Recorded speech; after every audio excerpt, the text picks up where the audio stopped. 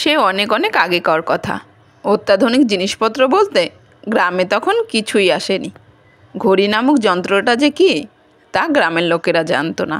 একদিন এক চাষির একসঙ্গে কয়েক বিঘা জমি চাষ করার দরকার ছিল।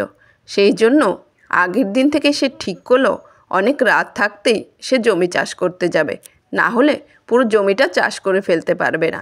সেই জন্য সে রাতে ঘুমায় আর ভাবতে থাকে, কি জানি কত রাত হলো, কখন ভোর হবে।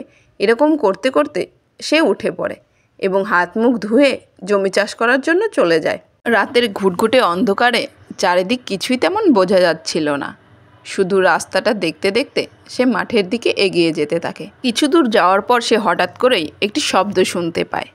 পেছন থেকে কেউ যেন তাকে বলছে, কী রে, এত রাতে কোথায় যাচ্ছিস?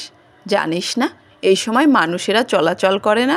যা শিগগিরই বাড়ি যা, না হলে সামনে তোর বিপদ আছে। লোকটি ভয়ে পেছন দিকে ছুটতে থাকে। কে সেই কথা বলছে সে কিছুই বুঝতে পারছে না। অন্ধকারে শুধু একটু কালো কিছু তার চোখে পড়ল।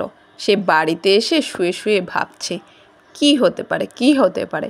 এমন করতে করতে তার চোখের পাতা বন্ধ হয়ে আসে এবং সে স্বপ্নে দেখতে পায় মা কালী তার স্বপ্নে এসে বলছে, আর কখনো এত রাতে বাইরে বেরোবি না, সকাল হবে তারপরে যেটা করার করবি।